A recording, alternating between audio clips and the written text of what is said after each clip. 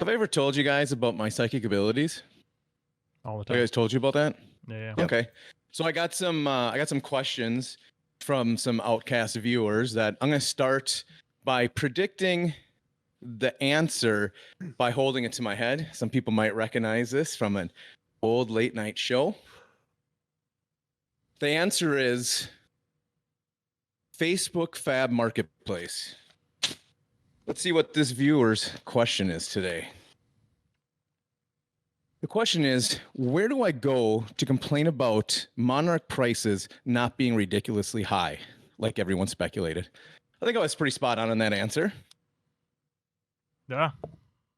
Next one. I got 4 of them total here. The best intro ever. Let's do it. I'm going to say alpha investments in all the imitators that have followed. The question is, I hate gameplay. What YouTube channels do you recommend? I think that was pretty close. Pretty close. Was I right? Pretty close? Yeah.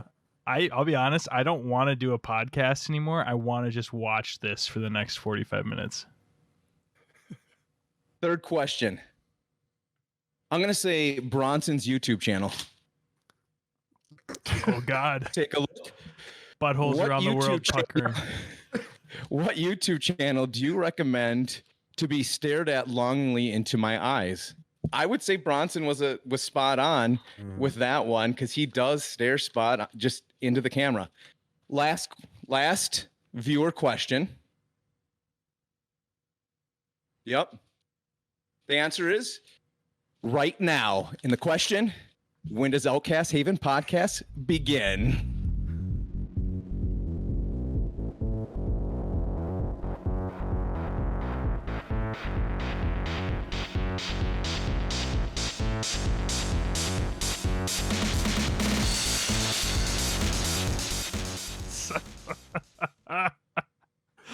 I could have watched that for a long time, I'll be honest. We should just do you guys know what that's from? Yeah, you're probably too young. Yeah, Carson. Yeah. Karnak from Carson. So I wanted to take 3 minutes. Because I don't know. I'm under 50. I'm pushing 40. Okay. I don't know why that came to my head, but it just did. I thought it was something fun to do. So I just want to start it with something, just a little background. I'm going to be 3 minutes long-winded here. We actually used to love to talk about market, okay? But not the market that you see in today's game. We talked meta market, and for people that don't know, meta market is what card performs high should be the most valuable. That's what we talked. We loved it. We love speculating on that. But that was around gameplay purely, is like, oh, this card is really, really good. I think it's going to be valuable. So people are losing. Yeah, go ahead, Dane. I was going to say, it's worth noting that was primarily in DBS. And when we were talking about cards, right, like primarily cards that were possibly undervalued, looking at what was going to possibly happen in upcoming tournaments and what people should look at picking up now when it's still fairly priced before it spikes. But yeah, there's been zero need for that in this, because it seems like every up and coming channel is like, hey, this is my opinion on what the price of the cards are. And so that's a perfect segue, because I'm doing a 1 minute market talk before we get into calling and all our normal stuff. Do we mute and it's the you? first time ever. Can we mute you right now? I have said for a long time, when COVID ends, all trading cards are going to take a hit. It's just the way the world works. People have had all this extra cash because they're not vacationing, not doing stuff. And so they've bought cards and they've overpaid for cards. We've paid way too much for cards up to this point because people that don't play the game were buying the cards. Now people are losing their mind because the values are coming down. They're not coming down. They're just going to where they should be of a game at this age and at the state of 2-3 years old. Because I'm telling you right now, in the US primarily, with everything opening back up, if some guy or some gal is going to go to their significant other and say, I'm going to buy a $4,000 library, and she's going to be like, or he's going to be like, bullshit, we're going on a vacation. I've been stuck in this goddamn house too long. That is what's happening right now. People are just, it's summer. You're using your money on different things. This should be expected. this is where the market should be. Okay. That's all I have to say about market. Quit losing your damn mind. The playing of this game has jumped so much, especially in our little local community. We are seeing so many players enter the game that we're actually entering a player's market to this. And that is amazing. Mm-hmm. That's all we need to worry about. The players are there. That's my market spiel. Yep. That's all I have. Go ahead, Blake, because I spoke already. You can speak. Yeah, I think the interesting thing about the market is that Fab has shifted from like this insane market to a much more like palatable market, but I still don't think we've hit the players market because we're closer, but even some of the cards, I'm actually kind of surprised of the price difference in some of like what would be considered the best cards. Because if you look at some of like the truly best cards are somehow only $15. And that to me is kind of shocking, just because I'm not saying I'm complaining. I'm saying I'm surprised, because in other games, in Dragon Ball, for example, a card that you need a playset of sometimes is $50 a piece, and people will pay it because the best cards demand the highest prices. And it's interesting because this game has had some of that with things like Mask and Brave Forge Bracers, but even some of those prices are starting to come down now that we're shifting. I think more people are playing Constructed. I think Blitz still exists, but it's a wider meta now because you're seeing these new heroes come in. So maybe you don't see as much Dorinthea and Ira as before. It's interesting because like the market is moving around, but it still hasn't seemed to have found its like solid footing and foundation and exactly what it's going to look like. So now that we got our market talk for the, you got one more? All right. Yeah, I know. I didn't react to your, so. Absolutely. First thing I'd like to say is that was way longer than a minute. Second thing I'd like to say is you are timing it. I'm on the timer. No, actually that was it. That was the only thing I wanted to say. So we can move on. All right, moving on. So let's get to the fun stuff. What we always do. So the calling, the first big event in New Zealand. Surprise, surprise, it's in New Zealand. And should shock nobody. Hopefully with the US opening up, we'll start seeing those here. So I think we just go roundtable discussion of what we think is early predictions, what you think the top 8's going to look like, any shockers, and just see who can be right. Because I have no idea. I have some thoughts, but I really have no idea of what's going to transpire. Who wants to start? Dane, you had your finger up. You go for it. It's because I remember what I was actually going to say for my second point after we came to me, and I forgot it after. That's okay. We'll just move on. It wasn't super important. I gotta get it out of my head. I gotta get it out of my head. So I saw a post. Yeah, I saw a post about someone complaining about the market prices, and I had to read. Like I was like, is this person bad at trolling, or is this person really, really good at trolling?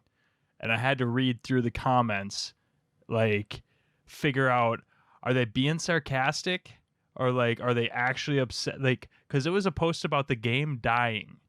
They're like, the game's dying. Oh, I saw that one. I can't believe like this game is so obviously dead now. And I was like, I looked at the top. I was like, did Kale or Jordan post this? Like, is this like? I just wanted to make sure that I didn't miss something. But it was like it seemed to me like they're either an amazing troll and got me, you done got me, or this person's just a moron. But that's okay. I ignored it and went with the latter. Yeah. So that's so let's go. Let's talk Colin. Yeah. So they have a 2-day event. So they got sealed, and I didn't see, is it draft or is it just standard sealed? I didn't see what it was. Yeah, I didn't see which one of those. And then they have their constructed tournament on day 2, I believe. So I want to start with the fun stuff. I want to start with classic constructed, and just kind of, if you were to pick, give me a top 4, Dane, like 1 through 4, what you think can be represented. I mean, I'm sticking with what we kind of said a couple weeks ago. I think it's probably going to be Chane, Dorinthea. I'm just thinking through order right now.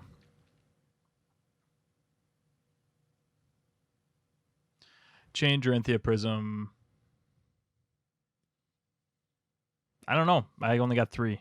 I think those 3 will for sure see in the top 8. Maybe 1 or 2 of them. I don't know. Blake? I think a lot of it will depend on pilot first off, like what certain players play will matter, I think. But if I had to guess the 4 decks that I would say would be represented, I think Chane, Prism, Dorinthea, and Bravo. Those would be my guesses. I said I opted to not say Bravo because I can't imagine there's going to be a ton of people running it. And Kale already admitted, like you said, Blake, that he wasn't going to play well because he doesn't play well hungover. So, well, number when he's one, not hungover. When he's not hungover. Yeah. So he'll drink because he knows that he needs to. So he'll step up to the plate. So my top 4 is one is going to be Bravo's going to be in there just because Kale's going to be piloted and he's already proven he can do so. I'm going to have a couple Chanes in the top 8, a couple Prisms, and I think Rhinar is going to sneak in there just because I think the output of damage it can do right now is pretty heavy. And I know you had played Chane your first round. I played Rhinar my first round with Chane, and I didn't go super aggro. I didn't know how to play the deck because I haven't played into it, and it was a tough matchup, and I barely won that game. It was 1-1. We were both at 1 health. Yeah. So that's my top. I think if it was in America, I would put Dorinthea there. I just think in New Zealand, they know how to play her a little bit better. So that's why I don't have Dorinthea in the top 8 right now.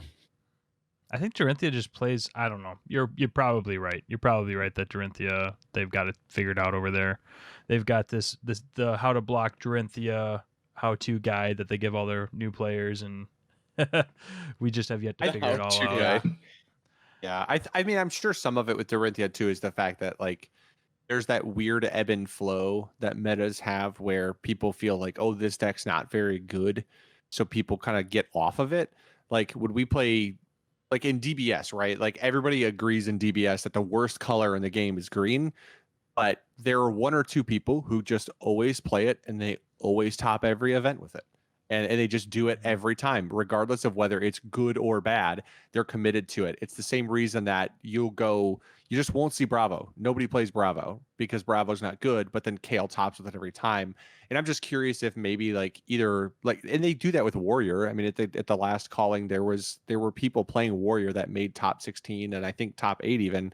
But I think it's just one of those things where it's just underrepresented a lot of times, and that's more it than anything, is people just have the presumption that Dorinthea isn't good because everyone knows how to block it.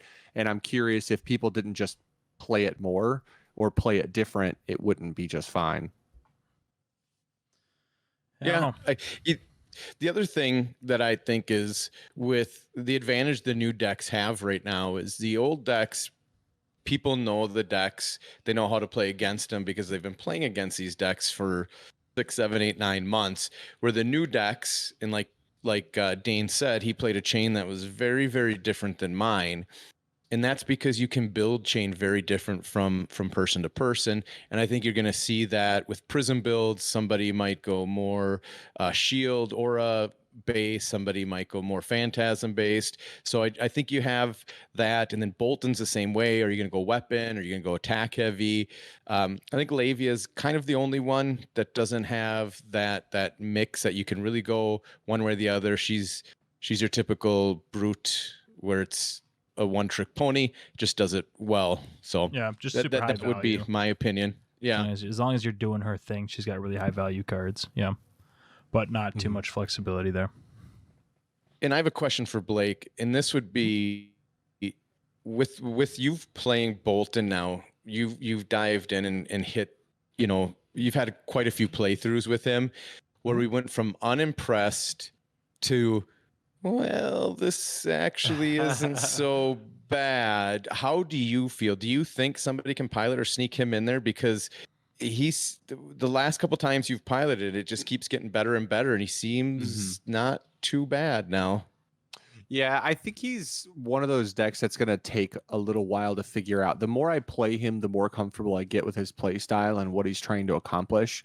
And I'm getting a better feel for the biggest thing in the deck is the ratio of charge cards to anything else. because you need to be able to consistently set up your charge. And in a lot of ways, I think at first I was underwhelmed with him because I couldn't get him set up correctly. And that's been the biggest learning curve, is learning how to set him up the right way. Just kind of like Chane, right? At first it was, when you're playing him in sealed with Chane, you kind of get this perception that the best way to play Chane is just Soul Shackle every turn. And then you learn eventually that the Soul Shackle is kind of a tool in your arsenal. And I think in Boltyn, understanding that his soul is a really big part of his game plan. So being able to take a little damage early and really commit to building the soul means that late game he can be really explosive. And I think if somebody figures out the right ratios of him, I think he has the potential. Maybe he's not a top 8 or a top 4 deck, but I think he could make top 16, because when he's explosive, he's terrifying. Like if you can set up an arsenal card like Bolting Blade and be able to go really wide and either go like V of the Vanguard into something, into the sword, into Bolting Blade, or I mean just take flight into Bolting Blade is a really good play. Like red take flight, charging your soul and then dropping a Bolting Blade for 7 on the back of the 4 is crazy. Like it's absolutely insane. And then that's when you start to get in that weird thing where it can mess with people. And I think Boltyn has the potential to be one of those like Swiss killers, because people will mismanage the block, right? It's funny because I was talking to somebody else about how I couldn't figure out how Boltyn was a warrior. And then I realized it's because blocking it was a huge pain in the ass, because you're constantly having to look at your cards and think about how you're blocking him so you don't screw up the block and do something dumb. Like, oh, I'll just toss a 3 in front of it and I'll take a damage. And you're like, cool, I'll give it go again. And now I'll attack you for 7. It's like, oh my God. Like punishment for misblocking is, he's a warrior, so you should be punished for misblocking. But I think like the fact that he can go super wide and end with some of these big attacks is really powerful. I just think it's going to take some time to get acclimated to him, which is why I think that he'll kill people in Swiss who don't know how to correctly play into him. And then in Top Cut, he might struggle because good players have probably tested him enough and they'll manage their resources and blocks correctly to know what to do and what not to do. Yeah, makes sense. Take flight, man. That is like Boltyn's. That's the best card in Boltyn. I feel like that's such an enabler. Yeah, I will say that like late game, after you get your charges set up and you've got your soul, nothing is more wild than the fact that some of these cards like Plunder Run we've seen get more play because they're good. Something with him that's interesting is that Razor becomes really good because of the buff, but then Enlightened Strike is absolutely broken in half in him because of the fact that it just innately becomes a 7 with go again, as long as you have a soul to kind of toss aside. It's like, oh, cool, I'll just Enlightened Strike for 7. I'll pop the soul, give it go again. I'll go 3 more soul. We'll go Cataclysm for 7 with go again. It's like, mother of God. Yeah. Like it can really spiral if you set it up right. I really love the one attacks too, like the not Seek Enlightenment, but like the engulfing light. Yep. Like that stuff, just being able to razor that. It's so silly.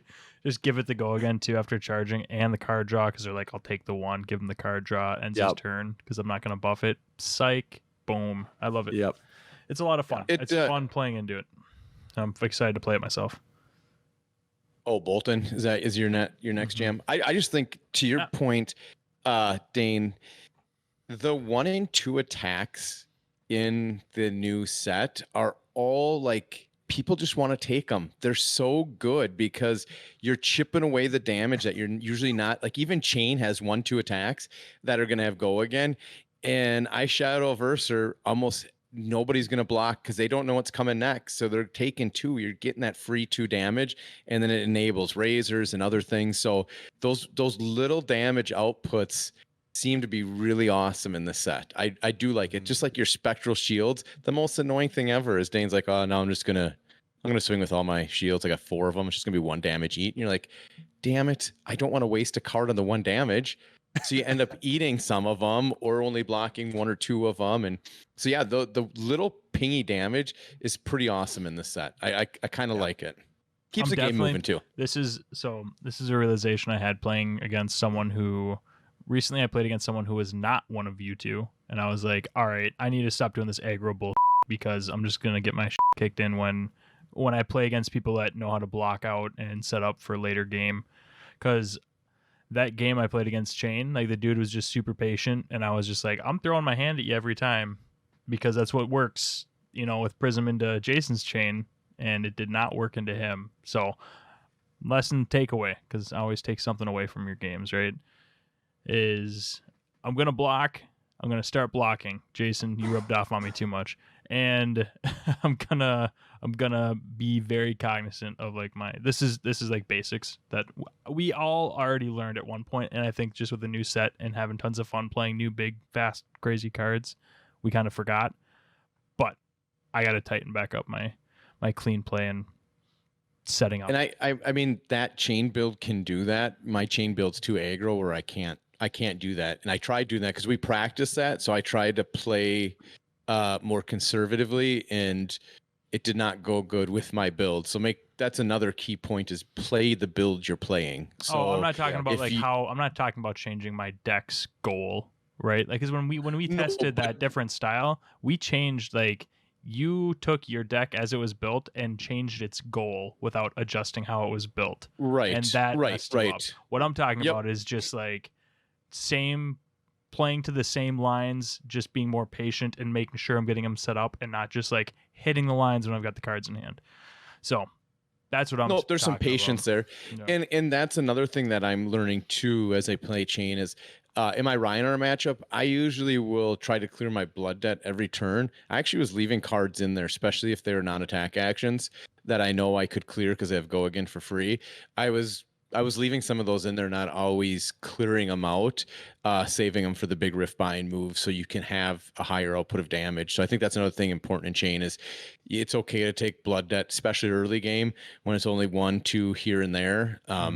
Just because the damage it's gonna output later game is gonna be way more, because some of those seeds will double up if you have 2 Riftbinds, which is really easy to get when you run 9 Riftbinds. So right, yeah. So yeah, I think it's just like you said, you have to play your deck to the style it's built, but then also when you're playing somebody you don't know, you kind of gotta. It's like dating. You gotta feel them out a little bit, see how things are going, take it a little slow, and then sometimes just go aggro with it. Yeah, and sometimes not be patient.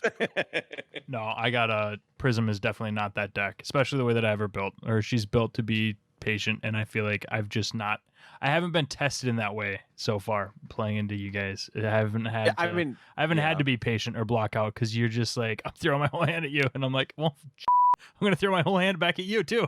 Like, there hasn't been much of that. It's like, so I mean, Prism very much has more of like the Bravo feel where you're trying to control the game and the game's tempo. You want to be the one that's always in control of the tempo, and Chane is very much a deck that wants to be the aggressor and wants to control the tempo via aggression and trying to maintain your hand size. Because I think Chane gets outvalued by you having a big turn and taking his hand. And that's how you get Chane behind, is by timing the turn correctly when they start to get to that 4 or 5 where you just you push so much on them that they're kind of forced to give up a card or two, and then they lose value on their turn because they can't clear their blood debt, they can't do everything they wanted to do. And Prism wants to control the game state by having these big attacks and maintaining a bunch of small pings along the way, and then get value out of like their heralds. And it's all about like understanding that, right? Like that's where you're kind of did the thing with Prism that Jason did with Bravo, where you're like, I'm just going to play this aggro. It's like, I don't know that it's an aggro deck, but it's like, I'm kind of caught up in the moment and I'm caught up in the aggression. I think on Tuesday we might've scarred Andrew with the amount of times we just said no blocks. Like, I think, I think at some point you could almost kind of hear the cringe when it'd be like, I'll attack for 7. It's like, no blocks. I take 7. It's like, okay. Yeah. Well, I think too. Well, I'll ask him. I'm recording a couple videos with him tonight after this podcast, but because we're recording this Thursday night. But bad habit. bad habit I let build up in my brain of like, I can output 14 damage. I'm going to take this for sure. And then not account for the fact like, oh, they'll block this out and I won't get to, So I just need to be more patient. I think that's some of it too, is like Prism requires some of the setup or things hitting, and some of the triggers that you get from certain things are enablers for other things, where like Chane and Bolton kind of exist in a world where they're just like, I'm going to do the thing I'm going to do. And it's basically doesn't matter what you do. Like I'm going to be able to have turns where I can do whatever I want. I've realized that Prism, I like everything about Prism except for all of the different things that demand resources. There's a lot, like we always talk about like X math, right? Like Kano math or Chane math or Rhinar math. Like Prism's math is the least. I want to say the least satisfying, but it's not that it's the least satisfying. It's just that it's the most painful to admit what the answer is. Like I don't know how else to say it, but like you're playing it and you're realizing like, okay, if I want to swing with both of these, I need to save the blue because that's going to pay for, or you need to think through whether or not they're going to pop it or not, because if they do, that's a resource you don't need to go again, and you can just gain the action point to play off the boots. But if you don't do that, like you need to save a yellow, which I think I need to adjust my ratios a little bit in my deck too, but you got to save the yellow in hand because you just need the yellow for the go again. You need to save the attack that you're going to play with it. That's 2 cards basically that you need to save, which is pretty standard, or if you arsenaled one. And then you also need another additional resource in case they pop that first one, because if they just pop it, that's 1 card and they get to clap back for 3, and whatever damage you take, you took for no reason. So there needs to be an additional resource somewhere, which is what I love about Tunic, is it's the floating for either the boots or the additional resource off of blue to play an aura or something. But like when you realize what you need to actually keep for a clapback, it's like she's got super high value cards, but also like they're high value, but the damage and output is so high that the resource cost is still high. Like it's like they're all 2 costs. You get a lot for it, but it still costs 2. So I don't know. It's not what I opened up wanting to say when I started talking here, is that it's not necessarily the style of deck that I usually play. And it's been an adjustment for me to like get her clicking in my head. And I'm still a work in progress. I feel like deck building basics and stuff, I've got the core, I've got what I want to play with, but some of these decision trees I get to and I'm just like, I really want to just take this because it's way simpler math. It's way easier to like plan out my next turn to just take this damage and have my full hand to play with. But that's where I'm struggling. So that's funny you say that. So I'm not going to rip on one of the other formats just because I've done that enough and I've upset people. So I'm just going to talk about how awesome Classic Constructed is.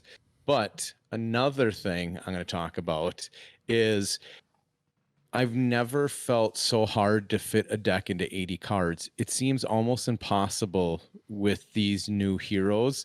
I want a Chane deck that I can have 90 to 95 cards to sideboard into all my matchups. I counted today.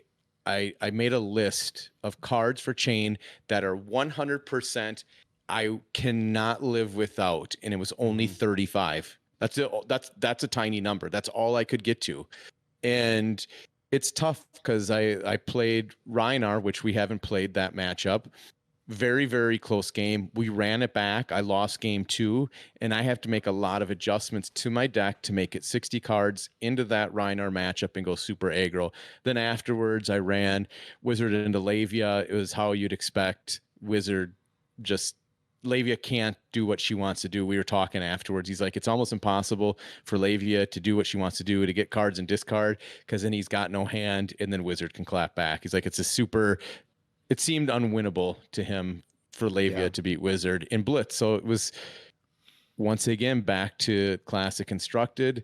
We just had more fun. We played 2 CC games and 1 Blitz game in an hour and 20 minutes. Oh, that's because the Blitz game took 15 minutes, and then the 2 CC games were Well, I guess that's still really fast. 20, that's still even yes, the Blitz game was, they were 20, Blitz game was 20, Blitz game was 5 minutes, and the CC games both took. It wasn't because I didn't go super aggro. I bet you I had my tunic fully turned on for more than one turn, so it was 4 or 5 turns, and I blocked a little bit, which is odd for me. But the CC games, one is he's a very good player. I've played against him in other tournaments. Lost to him, won to him. He knows his deck, and so we went fast. So that's another thing that we've talked about in the past of knowing your deck. So it just flowed good. He knew his deck. He knew exactly what he wanted to do. So what I'd start with doing my chain attacks, he'd be like eating it. So I'm like, okay, he's taking all the damage. So I need to try to get as much damage as I can get because I'm going to take 20 to my face right back after this. Because that's Rhinar. Rhinar's going to take it, and he's going to throw that much and a little more right back at you. So it was fast games. He knew his deck. I feel like I knew my deck. I adjusted my deck immediately afterwards for not playing it. And I think that's what's hard going into this calling is there's so many heroes. There's so many matchups. There's so much testing. How do you get all that testing in? I mean, we've been testing for weeks since this came out, and we still haven't hit all the matchups that I want. I still have to. Not even close. Not even close. So it's a tough. I mean, these guys are going to set the first initial brief meta, and people are going to work off of it and go from there. But I think this is another one where this will get close to a dominant deck right before Kingdoms come out, but not much before. If it does before Kingdoms, I think it's going to take a while to solve what's going to be the true powerhouse. I think the difference is, and again, not a harping, just so we're clear, this is a trigger warning. I think the difference in CC is there's not really a powerhouse deck because player skill is huge, but also there's so much more setup time and so much more ability to take turns off or to change the tempo of the game that you just don't have the decks that just lock in and go. It's so efficient, it's unbeatable, because that's what Kano and Dorinthea and Ira do. Is they're just so efficient, and what they do is so inherently powerful that they make it hard for decks to miss a turn. Like, decks can't miss a turn. Whereas in, like, I lost the game on Tuesday of Prism versus Bolton, but I didn't lose it by a ton in spite of the fact, or Levia versus Bolton. I lost that matchup, but I didn't even lose it by that much in spite of the fact that I went 3 turns to start the game without charging. I was just throwing, things against the wall, trying to output damage to try and keep up with some damage. And I couldn't set up for a late game, like a really strong late game push, because by the time I got the cards that I needed to charge and set up some of my other big plays, it was just too late. But I didn't feel blown out. I didn't feel like I felt behind the whole game, but I felt like if I could just find a turn, I could win that game. Like, I could get ahead in that game just enough to maybe squeak it out. And that's the benefit of Classic Constructed, and is why I don't think, even if Chane is really good and has a crazy good build and is highly represented, I still don't think that in any way, shape, or form Classic Constructed will have one deck that will be like the tier 0 deck. I just don't think the way Fab is constructed as a game, that Classic Constructed has the ability to have a deck that's OP. I mean, Control Dash, Classic Constructed last meta was. I mean, Matt. Right. I mean, Matt was piloting it, but also that deck was objectively the powerhouse deck. I don't think anyone would argue that. I'd be curious. Right. Comments below if you think that there was another deck that was more dominant than Control Dash. But I would say I think there's an argument to be made for the fact that there were also only 8 options to play. Yeah. Like, the game was really limited in its scope, and any game does that. But once a game takes the step into the fact that now there's 12 constructed heroes to play, that starts to widen the game to the point that it's hard to have one deck that can manage to navigate the field as the field widens in games that don't have rotation. Because again, we reference it all the time. Dragon Ball Super doesn't have rotation, and as a result of that, it has a really hard time in that game having tier 0 decks. Like S tier decks don't really exist in Dragon Ball. There's always something that manages to combat something as like a hard counter, because when you have no rotation, the meta continues to get wider and wider. Like the base gets wider, so the point isn't sharp. It's always going to be 2 or 3 decks that are kind of like grappling for that top spot. No, I agree with that. And just the fact that you only had the 8 before did make a huge difference. I would be curious to see Dash, because we haven't really even tested Dash into like a Prism bill. And I know a lot of when they're boosting, because they're gaining an action point, or they get and go again. I can't remember how the cards read for boost. Boost is the card gains go again. Yeah. Okay. So, but they still can attack, and then shoot, or if they're high octaning, they can clear out auras that way. So it would be an interesting matchup. I don't know if they have enough block to go block wide against, say, a Chane. I think that would be a big struggle for Dash. But I'll be interested to see if anybody pulls out a Dash for that. Or once we start to see the deck list come in this weekend, it'll be curious to see if people still play her. I'm excited to see what people pull out, what people are comfortable. Are people going to get to the point where they're not comfortable enough with a new deck, so they'll go old deck just for that reason? Because there's a for example, on Saturday locally, there is an armory event, and right now they're predicting 95 degrees, which means I'll probably prefer to be inside that day. So I may go, and if I go to play a Blitz event, I'm grabbing Kano and I'm going to go play Blitz. I'm not even thinking about making another deck besides Kano. The only deck I would think about would be Rhinar, because I think he's super strong in Blitz, but he's still a 50-50 coin flip against Kano. So I'll go with the deck I know how to play well. So that's what I would do. I wouldn't make any of the new ones. I'll just take Kano. Yeah. Yep. I'm still, if I end up playing in that, I'm still Benji. Yep. Benji with the belittles and minimalisms now. I'll be shocked with the temperature output. There's a very good chance. At first, I'm like, there's no way I'm going. It's a Saturday. It's going to be nice. Now I went from being nice to just oppressive outside, and air conditioning doesn't sound so bad in playing a little Kano.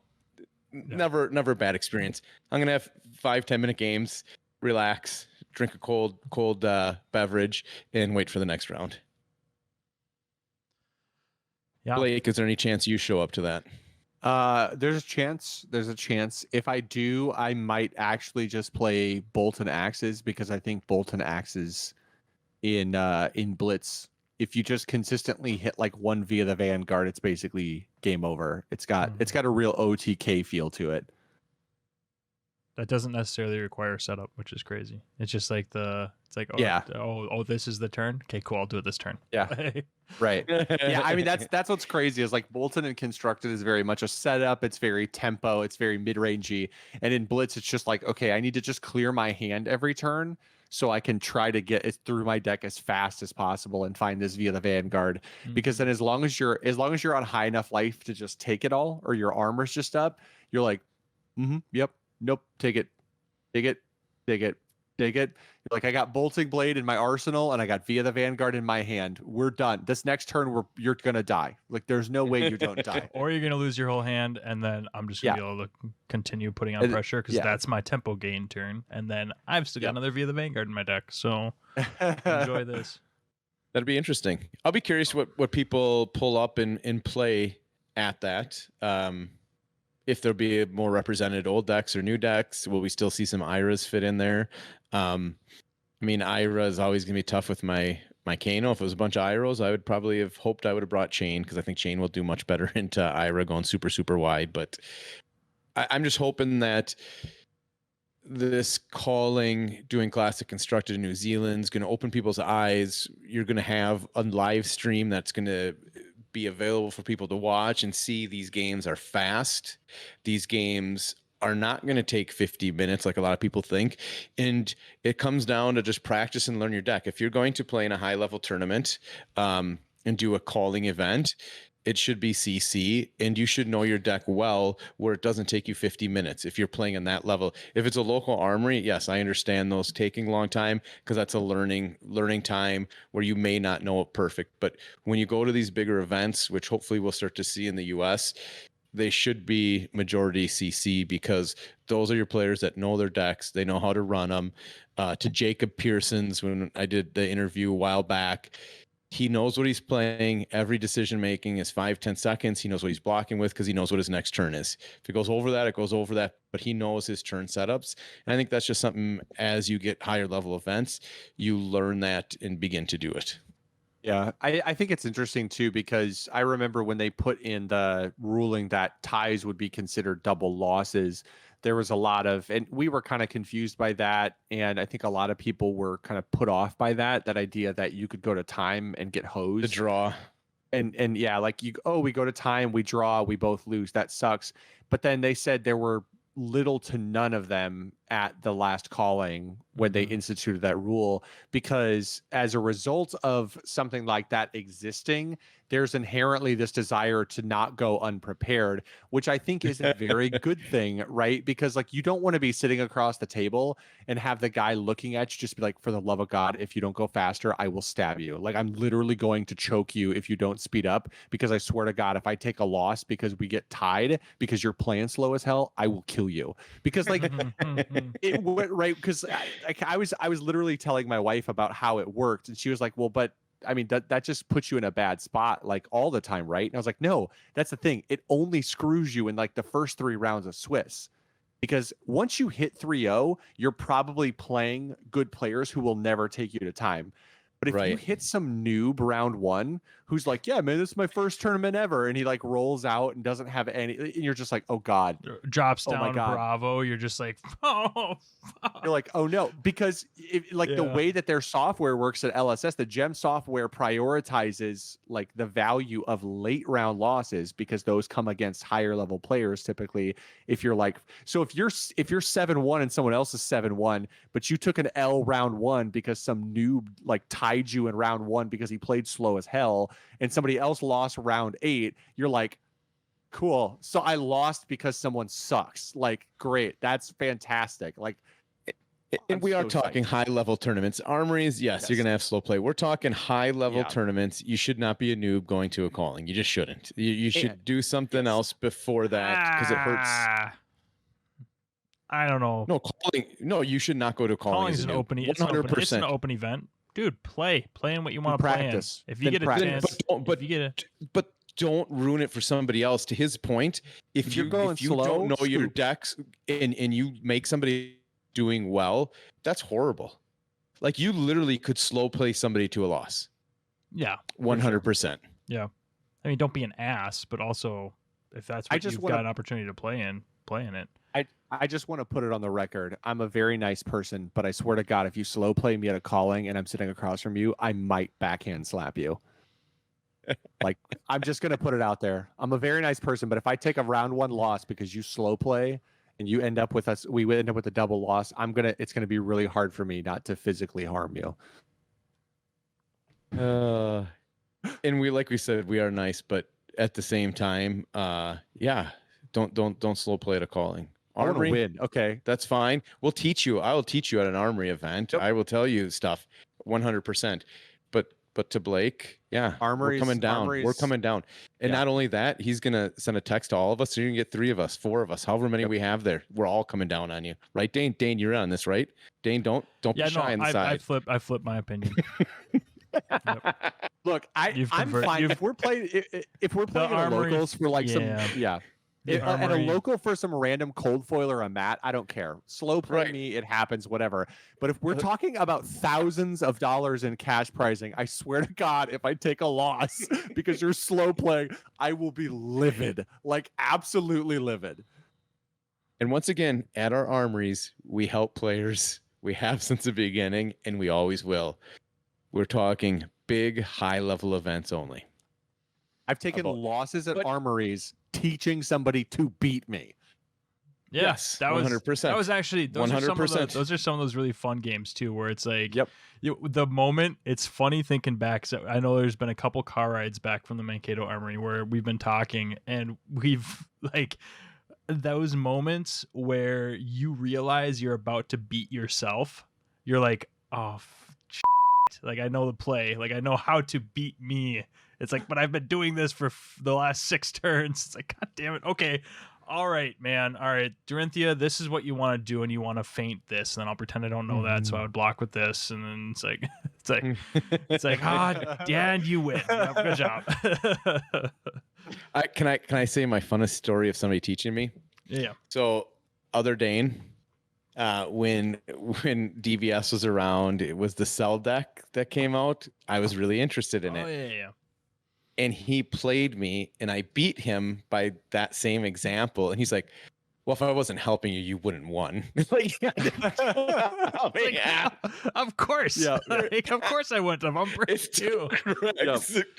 And that sounds exactly like him. He would. I didn't like get excited. I was just like having a bunch of aha moments as we were going through the deck. I'm like, oh, this is great. Now, thank you for sharing this. But yes, he did verbalize that he would.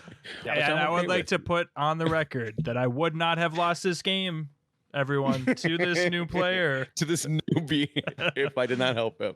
It's like, yes, Dane, we all know. We know. I know that. I still know that to this day. Okay. It's funny. And it still cracks me up because I remember it. Yeah. It's funny. The little fun things in life. Yeah. Yeah. I mean, and that's what locals are all about. Locals are about having fun. Locals are about having a good time.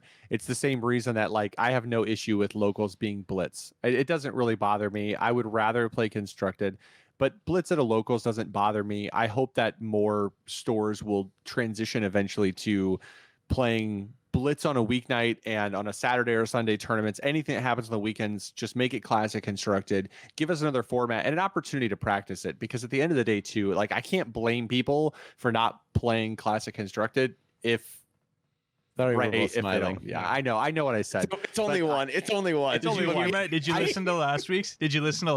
I did one in honor of you. I appreciate that. But I don't mind blitz. I like blitz, and I hope that they keep running it pretty regularly, not just during the week, because I feel like there's a lot of people, honestly, the more casual players probably only have availability. Like, it's the weeknight game nights are when, like, the committed players, or like the more time-free players, are gonna get out there and play, is during the weeknight. Like weekend, like Saturday morning, that's when we got like the huge crowd of, you know, people playing Destiny that didn't have a chance to play other nights of the week. So if you did do a blitz tournament and like weeknights, you know, I don't really know the answer to that, but I just want to play more CC. Blitz. Yeah, I do too, for sure. But I'm coming around to blitz being like just like a good entry level casual game. Yeah, and I just think it's hard to demand people to play Classic Constructed if nobody hosts Classic Constructed because of time constraints or new player availability. In Dragon Ball, there's a local that hosts a best of 3 for Dragon Ball on Saturdays. That requires you to build a sideboard. It requires more time. The tournament runs longer, but new players do it. They show up. If they don't know how to do a sideboard, that's what the community is for, is to help people find the cards that they need and build the deck out with maybe missing things. And I think that's an opportunity for community growth where we can push people to say, hey, if you're missing a couple of cards, at the very least, let me just lend them to you. I have them. I'm happy to let you borrow them on a weekend. Yep. All right. I will say I would be more inclined to play blitz more often if there was a 5-card sideboard. Yeah, that's fair. I'm not talking for a big one. And I've talked that before. That's all I'm going to say on that. I know a lot of people are against it, but I'm just saying I would be more inclined because I could play different decks and not auto lose to certain decks because I could have a 5-card sideboard. And that would solve a lot of my angst with blitz. So that's it. Make it 6 just so I can have playset swapped. Otherwise, I lose my shit. Perfect. Anyways, perfect. We'll go 6. We should we should wrap it up. So other than that, I'm just going to wish all the players in New Zealand that have probably already played their, by the time this comes out, they have played their constructed or their sealed event. Wish you all good luck. I'm gonna root for Kale in this one. I want to see Kale with the win. I want to see Bravo with the big win. We've had him, Jordan, and Jacob, and Kieran all on with interviews. I I've learned so much, and he's taught me so much since first time playing him. Good luck to all of you, but especially Kale. Hope you get this one. All right, guys. Thanks for joining us for another week. Appreciate all of the feedback. Again, love the comment. We've been getting a ton more comments like on our videos in general, and there's been like really good discussion. I love the fact that I've noticed people have started answering other people's questions like before we get a chance to get to it. Like that's super cool. I love seeing like that part of the community. So definitely keep that up. Appreciate all the people that are active. If you are just checking us out or you're just seeing this as like your first intro to the channel, hope you liked it. Be sure to like and subscribe. We are putting out more gameplay. We've got deck techs. We've got the rest of the 1.0s coming out. Hopefully soon. Bolton is basically ready, right? Like you said, you're going to... Yep, I'm ready to record it that now. And then we've got Levia, which I'm feeling pretty confident in too. So we'll get that recorded. And then some of the like Chane and Prism, we've already got like 1.1s, 1.2s kind of hammered and fleshed out. So we're going to get those. I'm on 1.458 on Chane. So we'll get those coming out as well. But I know we're also recording our gameplays for the New Zealand Cancer Society charity drive. So we'll be putting those out as we can, as our opponents are okay with it. And hit that bell so you don't miss any of those videos. And we will talk to you next time. Peace.